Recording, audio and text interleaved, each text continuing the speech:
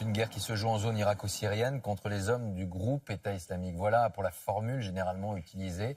Mais c'est une guerre à laquelle des milliers de femmes ont également participé. Elles ont prêté allégeance à Daesh, parfois par idéologie, parfois par nécessité.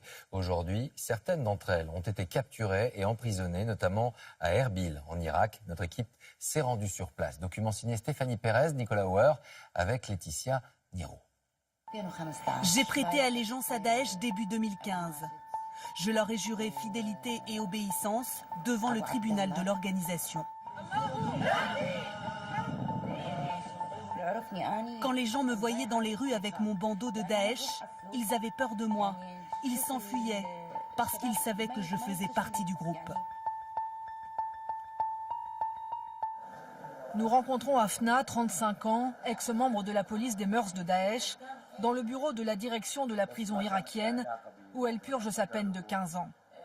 Le regard dur, très nerveuse, elle raconte sa mission au sud de Mossoul, mettre les femmes au pas. Je devais arrêter les femmes qui ne respectaient pas la loi islamique, qui mettaient mal leur voile ou ne portaient pas de gants ni de chaussettes. Ce n'était pas facile pour moi, mais je devais le faire.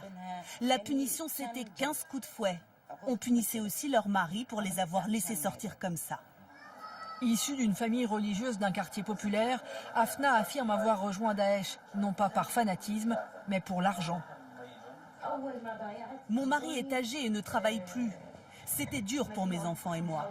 Pour entrer dans Daesh, on m'a donné 700 € et après j'étais payé 400 € par mois.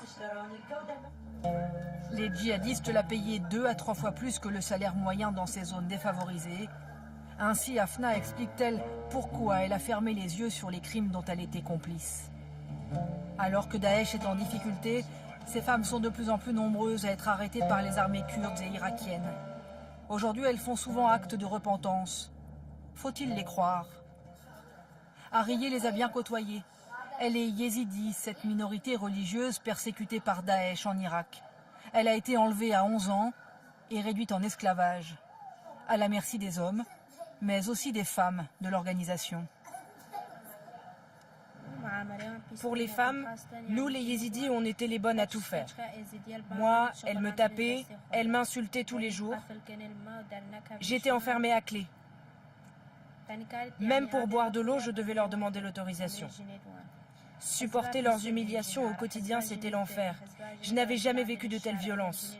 Elles étaient sans scrupules, parfois même plus cruelles que les hommes. Aucune solidarité féminine dans son calvaire. Arié n'oubliera jamais, comme les milliers de familles humiliées et décimées par la barbarie des djihadistes. Aujourd'hui, la peur change de camp. L'heure des règlements de compte a sonné. Nous voici dans un camp de réfugiés à quelques kilomètres de Mossoul.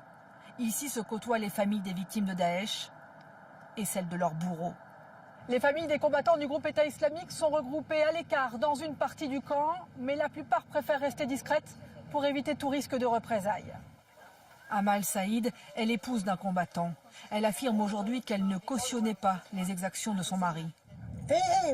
Il est parti combattre pour eux parce qu'il était au chômage. On a 6 enfants, il nous fallait manger. Il a été obligé de travailler pour eux, il est mort pour eux.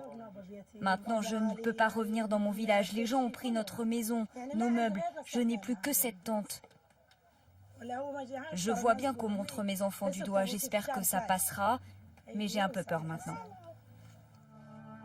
Complices actives ou passives, les femmes de Daesh payent aujourd'hui pour leur passé. Mais quel avenir pour leurs fils et leurs filles? Eux incarnent désormais pour la société irakienne les enfants du mal.